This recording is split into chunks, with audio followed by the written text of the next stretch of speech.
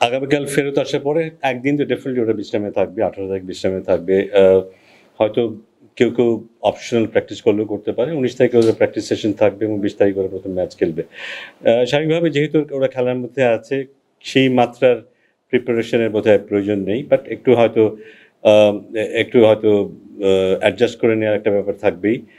নতুন টিম, কন্ডিশনটা আবার আমাদের নিজেদের কন্ডিশন, সেটা গত ১ মাসে আ সেটা থেকে দূরে আছি আমরা। সো ওটার সাথে একটু মিলিয়ে নেয়া। আমার প্রিপারেশন ঠিক অতটুকুই থাকবে পাকিস্তান সিরিজের জন্য।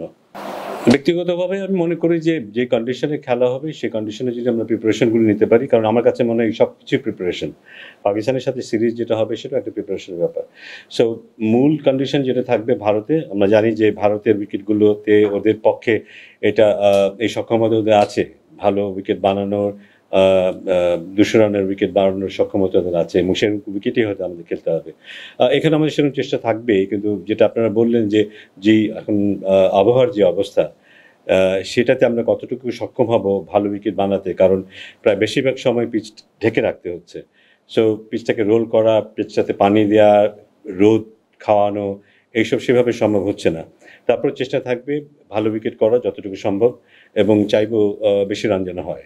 Definitely Sohan is a very good captain, very good player, good leader, good motivator. আমি সবসময় ওকে খুব হাইলি রেট করি এবং আমি একজন ফ্যানও আমি বলব। ওয়ান্ডারফুল ক্রিকেটার এবং ওর দিকে আমাদের সিলেক্টরদের খুব ভালো চোখ আছে। আমি গ্ল্যাড যে ও এই টুর্নামেন্টটা খেলছে এবং ভালো একটা অভিজ্ঞতা সঞ্চয় করতে পারছে সবাই।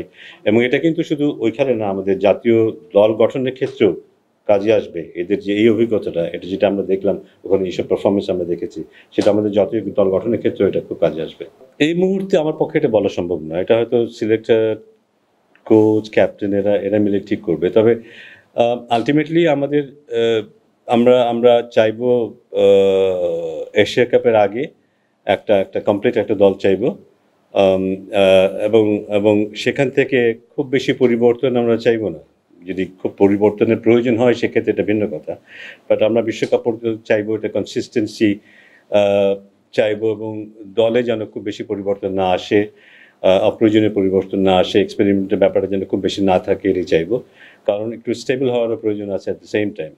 সো স্টেবিলিটিটা চাইবো বিশ্বকাপের আগে এবং আশা করব যে খুব বেশি এক্সপেরিমেন্ট হবে না। এটা আমি বলব যে কিছুটা উঁচু-নিচু তো ছিল, ডেফিনিটলি ছিল। দেয়ার ওয়্যার ফেজেস যখন আ আস্থার অভাব ছিল, বা দেয়ার ফেজেস যখন আমরা একটু ভালো খেলেছি এবং আমাদের আ আস্থাও দেখা গেছে।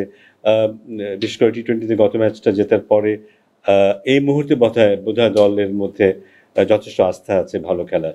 সো আ তবে একটা জিনিস কি, আমরা এই পুরো সিরিজে স্বাভাবিকভাবেই আমাদের যে আ আ স্যাটিসফ্যাকশন এর যে ব্যাপারটা সেটা বোধহয় হয়নি। But at the same time কিছু জায়গায় কিন্তু আমরা বেশ ভালো খেলেছি। খুব অবাক হওয়ার ব্যাপার যেটা, যে আমরা সাধারণত যেটা হয় যে কোনো সিরিজে গেলে ১ম দিকে আমরা ভালো করি না। কিন্তু এবার আমরা ১ম টেস্ট ম্যাচে খুব ভালো করেছি। এটা খুব আ আমাদের জন্য আনইউজুয়াল একটু। আবার এট দ্য সেম টাইম শেষের দিকে এসেও আবার আমরা এখনো নিজেদেরকে ধরে রাখতে পেরেছি। এটা একটা পজিটিভ দিক। তো আশা করি যে মানসিকভাবে আমাদের প্লেয়াররা এভাবেই যদি নিজেদের শক্তিটাকে দেখাতে পারে, সো আরো সামনে এগিয়ে যাওয়ার সুযোগ তাদের আছে।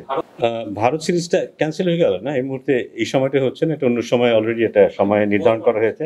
এই সময়টা হচ্ছে না, অন্য একটা সময় এটা নির্ধারণ করা হয়েছে। আম আমাদের অলরেডি আমরা একটা সিদ্ধান্ত নিয়েছি যে ওই সময়টা আমরা ইন্টারনালি কিছু ম্যাচের আয়োজন করতে পারি কিনা। কারণ এর আগেও আমরা করেছি যেটা জাতীয় দল এই টিমের সাথে খেলেছিল, সেরকম একটা কিছু। এটা ছিল আমাদের আগের একটা পরিকল্পনা। বাট এখন আমরা ভেবে দেখছি যে এর পাশাপাশি কোনো দলের সাথে আমরা খেলতে পারি কিনা, আ বা বাইরে কোনোখানে গিয়েও খুব অল্প সময়ের জন্য কিছু খেলা যায় কিনা, কোনো সুযোগ পাওয়া যায় কিনা, সেই জিনিসগুলো আমরা দেখছি।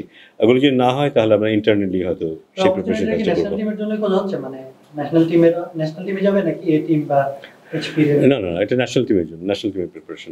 স্বাভাবিকভাবেই না। কারণ ওদেরকে হঠাৎ করে কেউ যদি প্রশ্ন করে একটা উত্তর তো ওদের দিতেই হবে। সেভাবে তারা সেসব প্রশ্নের মুখোমুখি হয়। তারা তাদের মত তো বলতেই পারে। মানে এটা যে কারো পারমিশন নিয়ে বলতে হবে এমন না।